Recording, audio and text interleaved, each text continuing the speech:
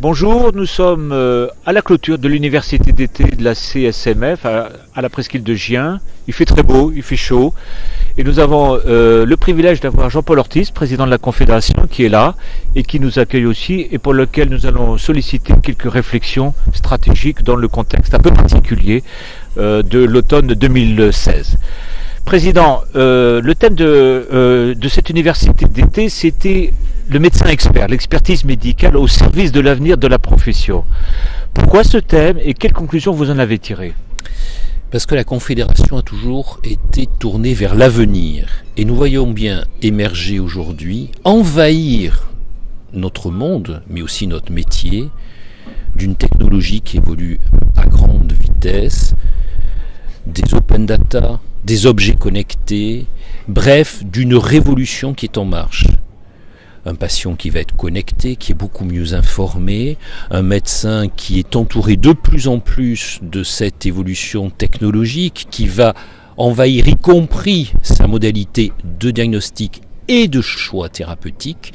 Et autour de ces thèmes-là, il nous semblait fondamental de réfléchir sur la place qu'aura le médecin demain, sur sa valeur ajoutée en termes de valeur expectable. Est-ce que demain, la machine, la technologie, remplacera le médecin savant d'hier, ou est-ce que le médecin va être cantonné à devenir un technicien, voire un ingénieur, à moins que d'autres le fassent, et à ce moment-là, quelle place pour le médecin de demain ? Voilà les thèmes qui ont été au cœur de cette université d'été, de nos ateliers, de nos débats, pour construire l'avenir non seulement de la médecine, mais de ses modalités d'exercice, en particulier de la médecine libérale. La profession est prête aussi à participer à cette évolution incontournable ? Je crois que très curieusement, on a l'impression que la profession est sur une vision du passé et qu'elle est très réticente à ces évolutions. Je pense que surtout la profession est en manque de confiance. En manque de confiance vis-à-vis des décideurs, vis-à-vis des financeurs.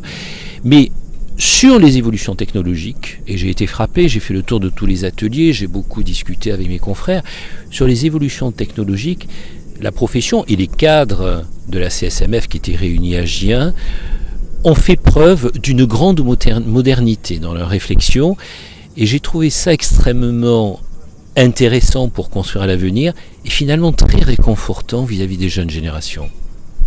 Parlons de l'actualité. La Confédération n'a pas signé la convention médicale. Pour quelle raison finalement ? Le texte ne vous déplaît profondément ou il y a des carences ? La CSMF a refusé de signer cette convention parce qu'elle a considéré que c'était une convention du passé. C'était une convention strictement tarifaire et mal faite. Ce n'est pas une convention novatrice pour construire l'avenir. D'ailleurs, je remarque avec intérêt que les organisations de jeunes médecins, pour des raisons différentes, font la même analyse que nous. Ils ont considéré qu'on ne pouvait pas évoluer dans l'exercice médical libéral sur une base autant tournée vers le passé. De plus, c'est une convention strictement tarifaire qui divise les médecins, donne aux uns ce qu'elle refuse aux autres, néglige, ignore complètement des pans entiers de la médecine libérale, des spécialités entières, stigmatise les médecins exerçant en secteur 2. Aujourd'hui, il est temps de construire tous ensemble l'avenir de la médecine libérale, et on ne construit pas l'avenir en divisant. C'est ça le message que la Confédération a voulu faire passer au pouvoir politique actuel. On ne construit pas sur des visions dogmatiques, mais au contraire, dans l'enthousiasme de l'avenir pour tous. Les élections présidentielles approchent. Quelle va être la démarche et le travail de la Confédération vis-à-vis des politiques, justement, pour essayer de rénover le système et mobiliser la profession davantage, en tout cas ? La CSMF a une grande responsabilité, mais une grande opportunité aujourd'hui. Son absence de signature de la Convention fait que le dossier de la crise de la médecine libérale reste ouvert. quel que soit le prochain ministre de la Santé, et je me garderai bien de parier sur une quelconque alternance à l'issue incertaine, il sera amené à aborder courageusement la problématique de la médecine libérale. Et la CSMF y prendra toute sa place. Comment ? Nous avons déjà donné de grands axes autour de ce que nous avons appelé le New Deal en juin dernier. Nous allons enrichir ce New Deal, en discuter en interne, puis le porter dans le débat présidentiel, dans le débat sur la santé. Et la CSMF prendra toute sa place dans ce débat pour l'organisation de la santé de demain.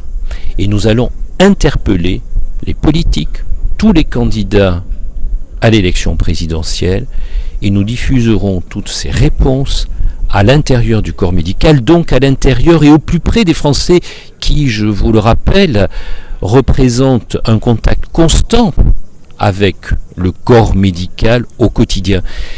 Et c'est en rentrant dans un débat politique que nous voulons construire l'avenir de demain, l'avenir de notre place dans la médecine, pour notre mode d'exercice libéral, accessible à tous, mais aussi l'avenir de la santé des Français de demain, pour pouvoir être au plus près, répondre aux attentes, aux défis du vieillissement, des pathologies chroniques, le tout dans un espace libéral et solidaire. Merci.